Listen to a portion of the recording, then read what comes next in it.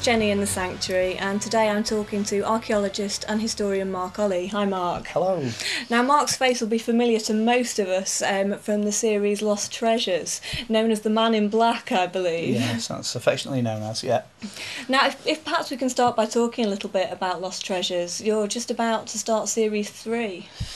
We're about halfway through, actually, if truth be known. There's 8 episodes in the 3rd series, and we've just sort of boxed off number 5. So we've got 6, 7 and 8 to go. So we're kind of right in the middle of it, thick of it at the moment. Now, how did Lost Treasures begin in the first place? Was it your brainchild, or have you been approached by Granada to do the series? It's interesting. It's a bit of a long story, but I'll try and cut it short. I wrote a series of books, Celtic Warrington and Other Mysteries, and the sections of those books I felt would make a good television programme. At the same time as I'm doing that, there's another chap called Phil Hurst, who's the producer-director. He's over in Chester with this idea for some kind of an archaeological programme, but not really knowing what. So the pair of us got together. I ended up coming on board as an archaeologist for a production he was doing in 2004, because he assembled a team of experts to go and do an area called the Downing, which is this area in North Wales that belonged to Thomas Pennant. And we did this archaeological survey of that. We got to the end of it, having worked on it for a couple of weeks, chatted about it, and he said, "I think there's a series in this." And I said, "Yeah, so do I." He said, "Well, I'm thinking of doing this archaeological and archaeological history thing." And I said, "Well, I'm thinking of doing this archaeological and history thing as well." So I came up with this thing called History Quest, which was basically the books chopped up into sections. He had this idea for this thing called Lost Treasures of the Northwest. So we pushed it together, called it Lost Treasures, and then floated it on the internet. Right. So it was a case of, this is what we'd like to do, who's going to come back, what's going to happen. All the television channels showed interest, but the one to come back the fastest was Granada, and they said, we've actually got, number 1, the budget, and number 2, the slots ready to show it. Can we do 6 episodes and see how it goes? And the rest, as they say, is history. But that's 2004 going into 2005. And Granada being a northwest-based company as well, or it always used to be in the past anyway. Well, they still are, yeah. They're still working from Manchester still working and Liverpool. from Manchester at the moment. There is a plan within the upper echelons of Granada to pull back to London. And we know that next year the number of broadcast slots are going to be reduced. At the moment, everything in television is fluid. But we're really hoping that we survive. We've already survived 2 sets of reorganisation.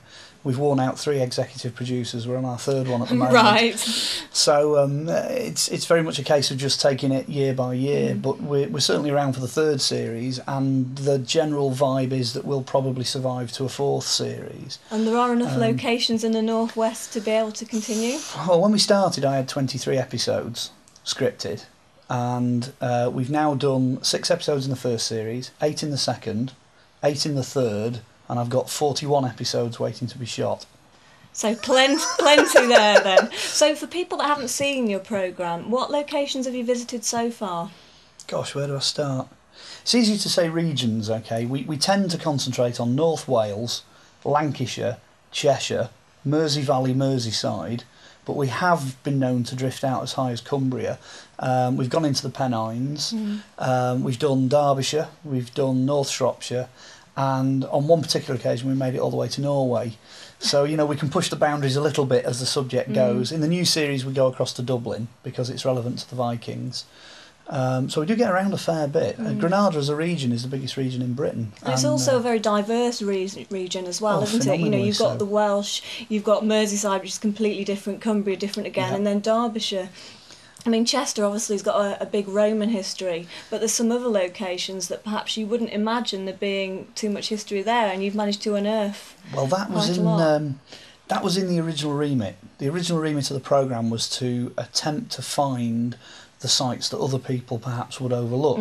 So we're looking at ordinary people, we're looking at ordinary discoveries, and we're looking at ordinary locations.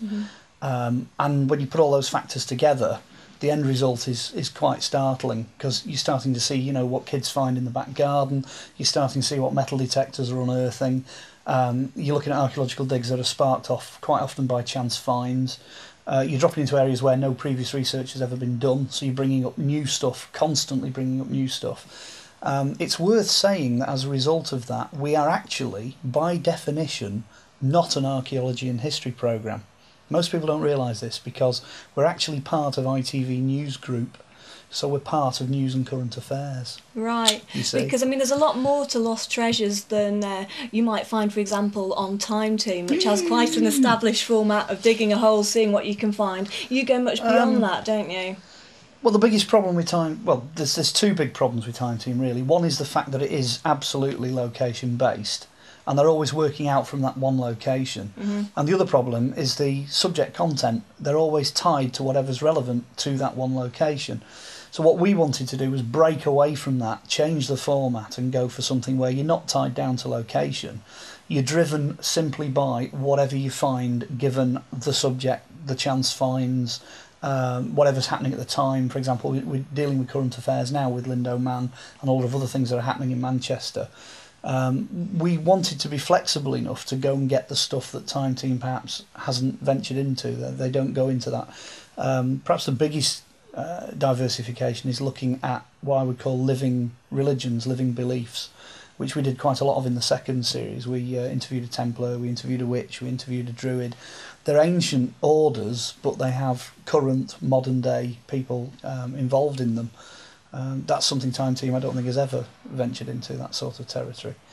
And the other big difference, of course, is that we're dead flash, really modern, and work a lot faster than they do. And of course, we have their elaborate costumes as well. Yeah. It's not men in baggy jumpers, is it? No, it's very branded. The original idea of that was a bit of a shock. I can still remember the very first day on the first episode when we were shooting Winnick.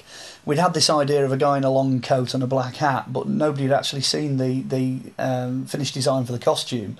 We did actually do a pilot. That was always going to be you in the black coat. It was always going to be me. Yeah, that was. In fact, Granada actually. The original vision was to have two presenters, one male, one female, both Gothic. Right. And in fact, it was reduced down to just one presenter because they felt that 21 minutes, which is all the screen time we've got, wouldn't carry two presenters. Right. So they kept me, fortunately, and when I walked onto set with this huge black coat and a big black hat and a massive set of New Rocks, the whole crew just kind of went and there was this nasty sort of 30 seconds to a minute silence, and then Phil, the producer, just went, "That's great, that is. That looks brilliant on camera," and it's gone from there, you know. And every time I come up with a new costume, you get this, you know, like the grey one created the same thing, and there's the red one now with a new series coming up, and each time, gradually it's grown on them, you know, and they kind of get used to it, and then all of a sudden when it comes back, you know, when you're sort of only 3 or 4 inches on a tiny little screen, then it draws the focus, it draws people's attention.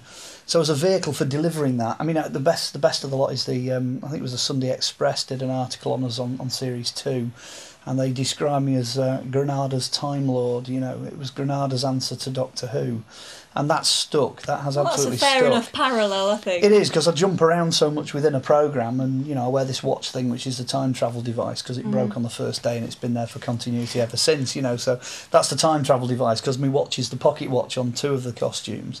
So we've got this idea that I can jump time and space, and I'm literally bouncing around in history. Yes, and having watched some of your programmes, you can see that you go off on various tangents, and if something catches your imagination, you go with it. Go with it. There's always a thread, there's always a flow, there's always something that people can hang their hat on. But that's also the appeal, because if you tune in, I mean, Granada are fantastic because they have to have an advert break in the middle. That's what they do, that's their format. But if anyone watches the series or has watched it on Granada in the past, they put more adverts at the beginning and end, so they only have to put one in the middle. Right. So what happens then is if you nip off to make a cup of tea, it's tough luck you've missed it, because you're out of the pace.